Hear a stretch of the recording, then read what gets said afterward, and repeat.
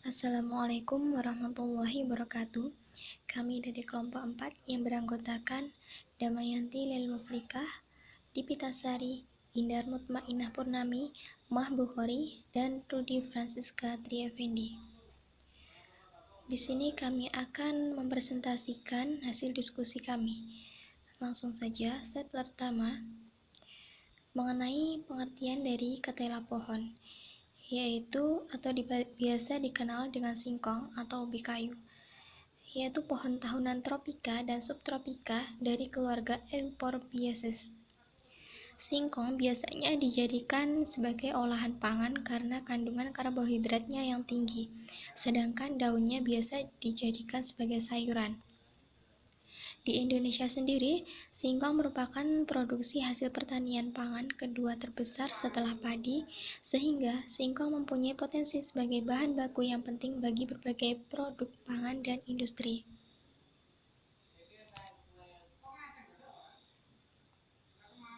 Singkong merupakan umbi atau akar pohon yang panjang dengan fisik rata-rata garis tengahnya itu mencapai 2-3 cm dan panjang mencapai 50-80 cm, tergantung dari jenis singkong yang ditanam.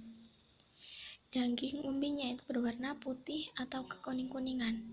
Umbi singkong tidak tahan simpan meskipun ditempatkan di lemari pendingin sekalipun. Gejala kerusakannya ini ditandai dengan keluarnya warna biru gelap akibat terbentuknya asam sianida yang bersifat racun bagi manusia. Sianida ini akan menimbulkan rasa pahit pada singkong itu sendiri. Adapun kandungan nutrisi dan manfaat singkong. Yang pertama, sebagai karbohidrat. Jadi, setiap 100 gram singkong itu mengandung 38 gram karbohidrat, di mana manfaat singkong di sini adalah untuk menambah energi. Kedua, serat, di mana singkong ini mengandung serat pangan yang cukup tinggi sehingga dapat mencegah sembelit, menurunkan tekanan darah, mengurangi kadar kolesterol, menurunkan resiko obesitas dan penyakit jantung. Ketiga, mineral. Jadi kandungan mineral pada singkong ini meliputi kalsium, fosfor, mangan, zat besi, dan kalium. Mineral itu diperlukan untuk perkembangan, pertumbuhan, dan menjalankan fungsi jaringan tubuh. Yang keempat atau terakhir adalah vitamin, di mana singkong mengandung vitamin C, E, dan folat yang berlimpah dan memberikan banyak manfaat.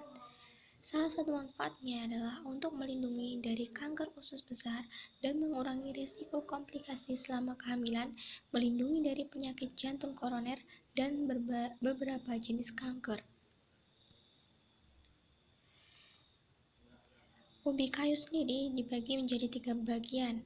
Yang pertama, bagian daunnya, kedua, batangnya, ketiga, umbinya. Berikut ini peta konsep dari ubi kayu. Itu yang pertama, dari umbinya atau singkongnya itu dibagi menjadi 3. Sebagai pengganti makanan pokok itu dijadikan nasi tiwul, sebagai panganan itu dijadikan kue basah, kue kering, kerupuk singkong, dan keripik singkong.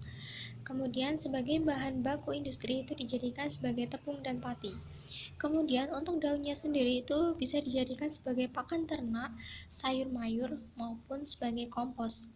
Kemudian bagian batangnya itu bisa dijadikan sebagai kayu bakar atau ditanam kembali. Di sini kami memilih produk keripik singkong, di mana alur proses pembuatannya itu adalah yang pertama, dari singkong itu sendiri dipilah-pilah yang baik, kemudian dikupas, lalu dicuci dan ditiriskan. Ini pencucian dan penirisan pertama. Setelah itu dirajang, lalu dicuci dan ditiriskan kembali. Ini adalah pencucian dan penirisan kedua. Setelah itu beri soda kue dan garam secukupnya, lalu rendam dengan air mendidih selama 15 menit. Ini fungsinya adalah untuk membuat tekstur keripik itu sendiri menjadi lebih gurih dan renyah. Setelah itu tiriskan, lalu goreng dengan minyak yang sudah panas. Kemudian Setelah matang, bisa dikemas dan dijual. Mungkin itu yang dapat kami sampaikan. Ada kurang lebihnya kami mohon maaf. Sekian, assalamualaikum warahmatullahi wabarakatuh.